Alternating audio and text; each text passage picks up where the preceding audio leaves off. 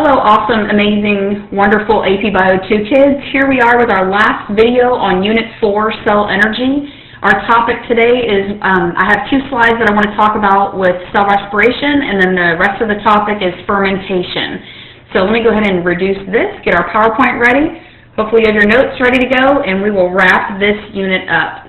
Okay, this slide kind of talks about different molecules besides glucose that can go through cellular respiration. So I'm going to get my pen ready. I want to show you the middle section, okay, is normal cellular respiration that we've been talking about, where you use carbohydrate molecules, and we used glucose as what we use to go through cell respiration, and how these sugars can go through glycolysis. We get pyruvate, which can go through the grooming phase to get acetyl-CoA, then goes through Krebs cycle, electron transport chain, and when we get our total yield of 32 ATP.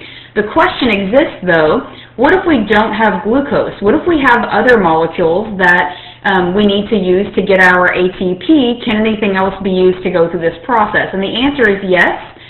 First of all, besides glucose, you might have, and actually our body prefers, starches. We eat a lot more of that, which is polysaccharides of glucose, which we will have to first metabolize to yield glucose, which can then go through. We could also use other things like fructose or sugars like sucrose or lactose that must be broken down to the monomer form to go through this. But on the other side of the spectrum, you see proteins and fats, which actually are a large portion of our diet. Most of us, especially if you're athletic or you are health conscious, you're probably going to consume quite a bit of protein in your diet and might even try to reduce the amount of carbohydrates that you produce.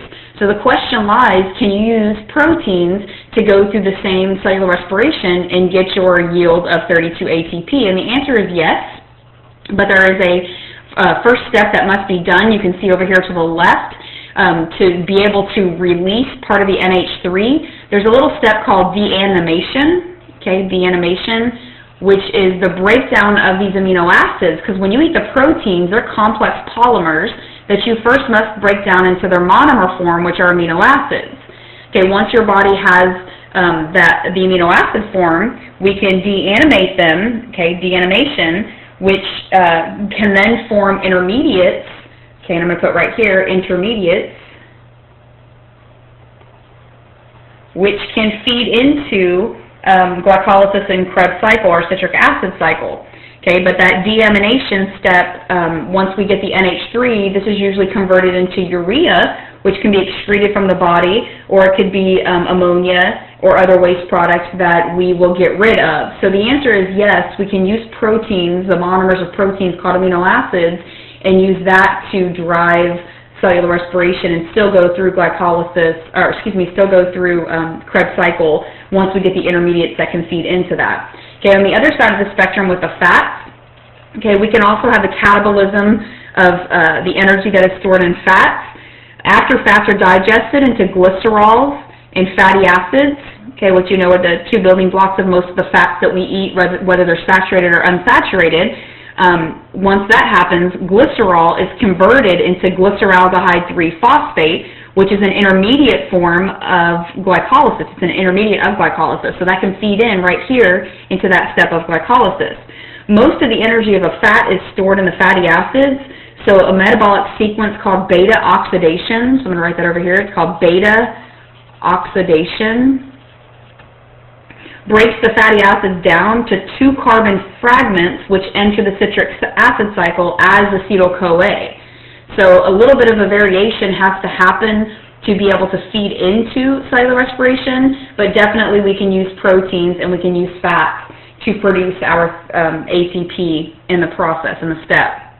Okay, the next slide is talking about what happens if something goes wrong.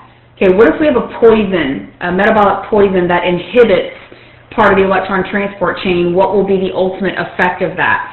So you can see here's the ETC. Okay, you can see your purple protein complexes, and then of course you see the purple ATP synthase over here. There are certain drugs that can have an impact on the electron transport chain, and if we have an impact on that, ultimately what we have is a decreased amount of ATP that's being produced. There's one drug called oligomycin that actually goes in and blocks ATP synthase, which prevents hydrogen ions from getting through to the other side, so that will cause a decrease in ATP production. Cyanide or carbon monoxide, you can see their problem is they block the electron from being passed on to oxygen.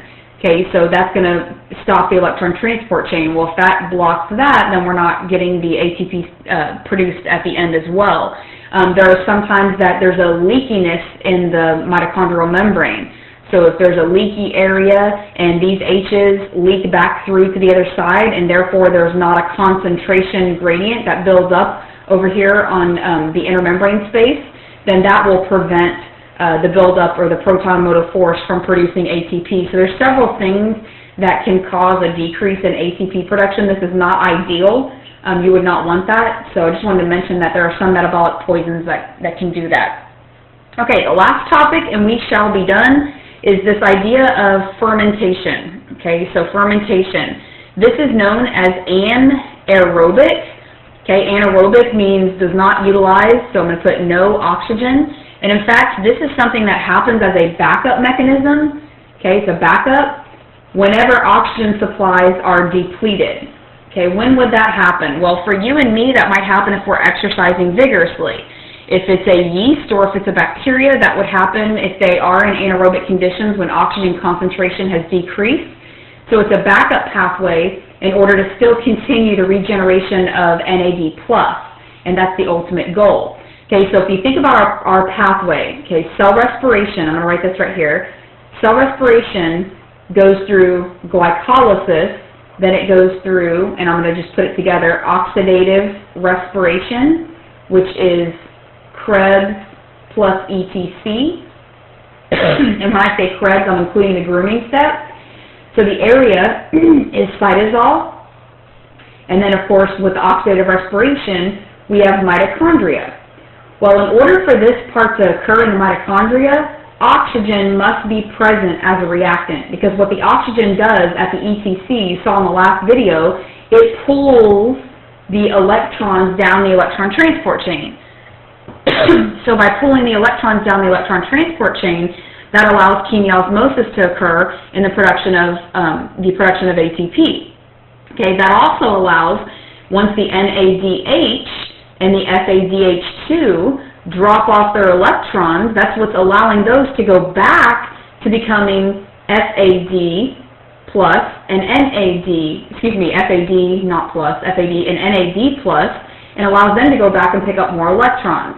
So it allows the regeneration of FAD and NAD plus to occur once we have the oxygen there that's pulling the electrons down the electron transport chain. Okay, but there's a problem. If there's no oxygen to pull down the electrons, that means FADH and NADH cannot drop off their electrons because there's nowhere for them to go. Well, if that occurs, then we do not regenerate and have FADs and NAD pluses. We don't have those available to pick up more electrons. So if that occurred, the cell would not be able to survive. Okay, so there's a backup mechanism known as fermentation that exists that can still allow the regeneration of FAD and NAD+, specifically NAD+. We must have that regeneration. So fermentation, a little bit about it. First of all, it's anaerobic. It's under no oxygen conditions. It's occurring in the cytosol, so there's no mitochondria involved in this. Okay, the purpose, if you look at the bullets here, okay, just kind of look at what's going on. Normally in glycolysis, okay, glucose is oxidized. That means electrons are extracted from it. We get 2 pyruvates or pyruvic acids, and we get 2 NAD pluses that are reduced to NADH. There's a net gain of 2 ATP through substrate level phosphorylation. Okay, that's what occurs normally in the cytosol under anaerobic conditions. In other words, you don't have to have oxygen. This is occurring in all cells all the time. Okay, in oxidative respiration, the NADH that was produced over here in glycolysis can be oxidized back to NAD+. It can be recycled or reused and go back and be used over and over again. Okay, if we don't have oxygen and we don't go through oxidative respiration, we must have a backup mechanism to be able to recycle that NAD+. Okay, we have to be able to regenerate it. Okay, so if oxygen is not present, the backup mechanism that exists is this one. It's called fermentation. So fermentation is the backup mechanism, thereby which we can still oxidize NADH to to NAD+, okay, by reducing pyruvate. So we're still going to have glycolysis occur, but we must be able to oxidize that NAD+, or excuse me, the NADH back to NAD+, which will still allow glycolysis to occur. We'll get the net gain of 2 ATP per glucose, and we'll still be able to continue breaking down that sugar. Okay, so if you look in the first slide, this is one example, okay, because there's two types of fermentation. One of them is called alcoholic fermentation that you see at the bottom. This is performed by bacteria, and it can also be performed by yeast. Okay, alcoholic fermentation. So, hang on, because I have to cough. Okay, sorry about that.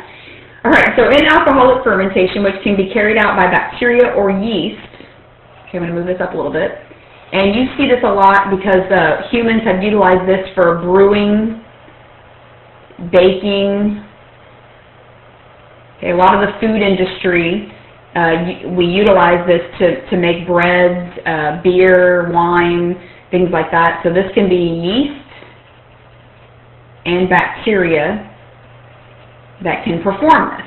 Okay, so a little bit about this. First of all, in alcoholic fermentation, okay, pyruvate. Why are we starting with pyruvate? Because, guys, glycolysis has already occurred.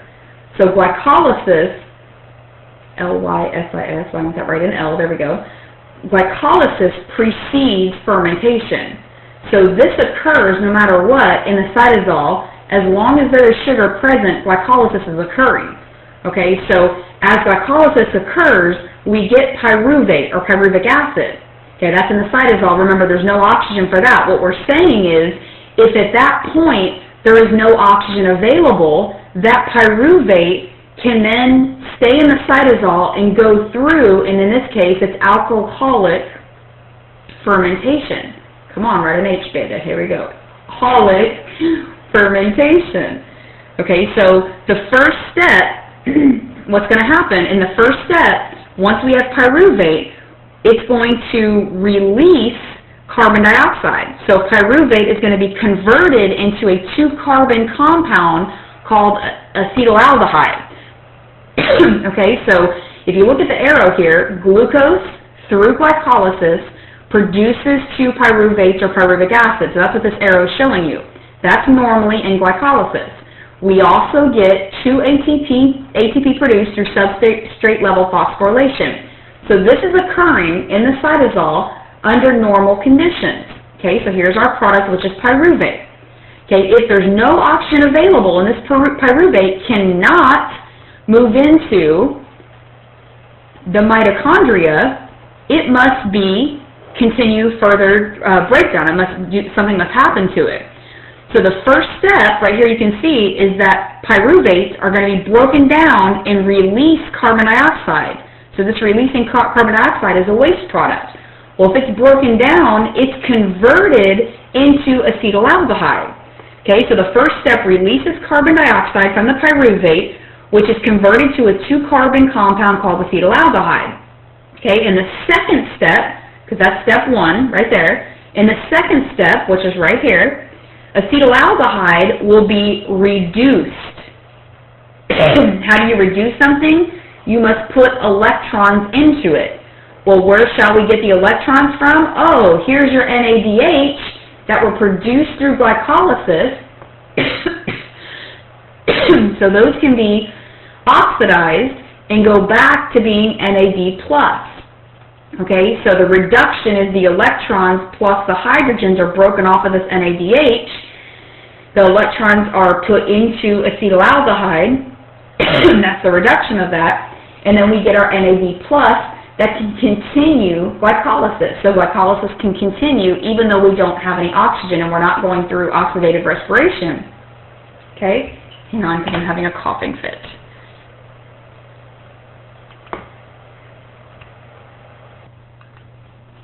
Okay, so that finishes alcoholic fermentation. Okay, and once again, that happens in yeast, which is a fungus. It also happens in many bacteria. Humans have used this in brewing, winemaking, and baking. In case you might have ever, might have made bread before, but the carbon dioxide bubbles, that are produced in this are what allows the bread to rise during alcoholic fermentation. Okay, so the last slide is the lactic acid fermentation, which this can occur in human muscle cells. Okay, so I'm going to move this up a little bit. This is human muscle cells. And this gives human an alternative pathway to still have the regeneration of NAD+ to keep glycolysis occurring. Okay, so just like in the last slide, you still have glucose is always step one. Through glycolysis, glucose produces pyruvate or pyruvic acid. What do we get by that? Remember, and by the way, this is in the cytosol. Okay, once again, what do we gain? We get 2 ATP through substrate level phosphorylation. We also get 2 NADH because the NAD pluses were reduced. Okay, so that's just glycolysis. If no oxygen is present, once again, no O2 is present in the electron transport chain, therefore it cannot pull the electrons down the electron transport chain. That means these NADH cannot go to the ETC to drop off their electrons. Okay, so the backup mechanism that occurs here for human muscle cells is lactic acid fermentation. Okay, so in this case, pyruvate is reduced directly by NADH to form lactate. So the electrons and the hydrogens are broken off of NADH, reducing pyruvate, and we get something called lactate. That allows NAD+ to still be in the cytosol to continue its utilization for glycolysis, and now we have something called lactate. Well, what does that feel like? You guys know it as burning. It's discomfort, burning, pain, fatigue that is in human muscle cells. It's from exercising vigorously. So if you think about a time when you might have an oxygen debt, in other words, you're exercising at such a fast pace or at an excessive rate that you cannot supply enough oxygen there because you're breathing too heavily, then your cells will kick into lactic acid fermentation and produce lactic acid, which feels to you like burning, pain, and fatigue. Now that's not beneficial, but what is beneficial is by doing that, you continue the regeneration of NAD+, which can keep glycolysis occurring. Okay, once you stop exercising, you start breathing heavily. Once you breathe heavily, you're repaying your oxygen debt. You get the oxygen to come back to the ETC in the mitochondria. The cell will switch back from fermentation back to full cellular respiration because it'll be able to do the oxidative part. Okay, so human muscle cells can still continue to make ATP by this when oxygen is scarce. Now, if you say, well, how do we make ATP? We're just getting the 2 ATP that are from glycolysis. There is no additional ATP produced from fermentation. The only ATP is the 2 that are produced from glycolysis because fermentation allows glycolysis to continue. Okay, so this occurs during early stages of strenuous exercise when sugar catabolism for ATP production outpaces the muscle supply of oxygen from the blood. The cell can switch from aerobic respiration to fermentation. The lactate that accumulates is thought to cause muscle fatigue and pain, but recent research suggests that increased levels of potassium may be to blame, while lactate appears to enhance muscle performance. In any case, the excess lactate is gradually carried away by the blood to the liver, where it is converted back to pyruvate by liver cells. Okay, because oxygen will be available at that time, it can then enter the mitochondria, so liver cells can complete cellular respiration. Okay, so to finish up, just to give you that diagram one more time that I have used over and over again, if you look at this one more time just to get the whole big picture, normal cellular respiration. Okay, if normal cellular respiration occurs, your cell will go through glycolysis out in the cytosol. Okay, pyruvate will go into the mitochondria, go through grooming, go through Krebs, go through ETC, and you will get 32 ATP produced. Okay, that is if there is oxygen over here for oxidative phosphorylation to pull the electrons down the ETC. Okay, if that oxygen is not available over here, glycolysis will continue to go through fermentation. And the 2 choices for that are alcoholic and lactic acid fermentation, depending on the organism involved. And so if that occurs over here, that is a complete anaerobic pathway. And the anaerobic pathway is glycolysis does not utilize oxygen and fermentation does not utilize oxygen. We'll still get 2 ATP but more importantly, we can continue the regeneration of NAD+ that can go back and be used in glycolysis. Okay? That concludes Unit 4.